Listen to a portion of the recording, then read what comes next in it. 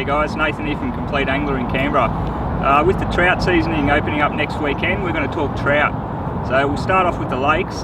Eucamen and Jindabyne in particular, they're the most busy and the most productive this time of year. So a lot of people who are fishing fly, you want to concentrate on yabby patterns. The fish are feeding on yabbies fairly close to the edge, so try not to fish out too deep. Try to look for that sort of muddy water line where the fish will cruise the edge of that muddy water line and pick off yabbies one by one. They become fairly disorientated too as they're getting flushed out of that muddy water, so try to concentrate your efforts on the edge of that muddy water.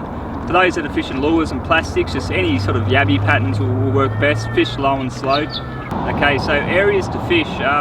Probably up the top end of the lake this time of year, so it's the closest to the river. So you've got a lot of fish coming out of the river at this time of year. You've got Providence Portal, Angles Reach, Old Annaminibee, they're the areas to sort of work.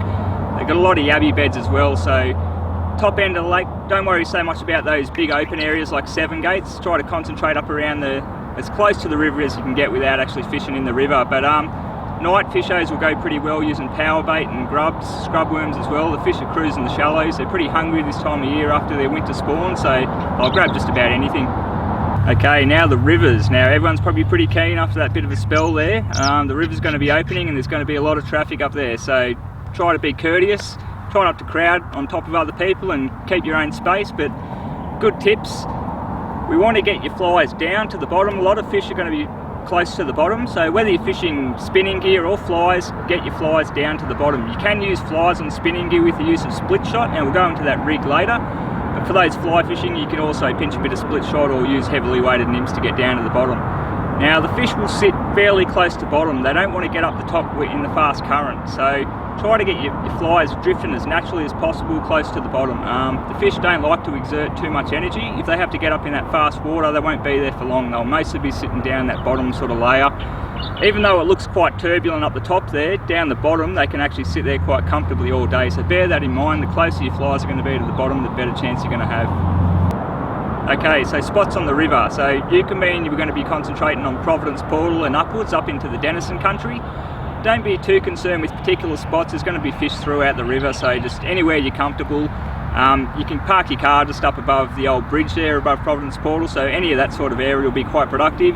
If you can try and get up into that Denison country, up into the tree line, you're probably going to have a better chance. There won't be as many people, but it's pretty tough going, but you're probably going to get more fish up there.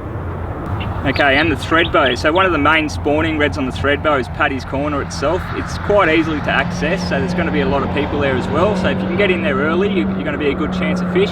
Otherwise, a couple of kilometres upstream of Gaydon Hatchery, there's some good fishing up there. Otherwise, downstream back towards Krill Bay. So as again, don't be too concerned with getting in the good spots. There's going to be fish throughout the river. So just fish where you're comfortable and try not to crowd too many people. So just bear in mind that from Gaydon Hatchery, 2 kilometres upstream is closed, so make sure you read the signs and don't fish in any closed water. This week's lake levels, thanks to Compleat Angler. Eucamen sitting at 58% and steady, Jindabyne's 80% and also steady.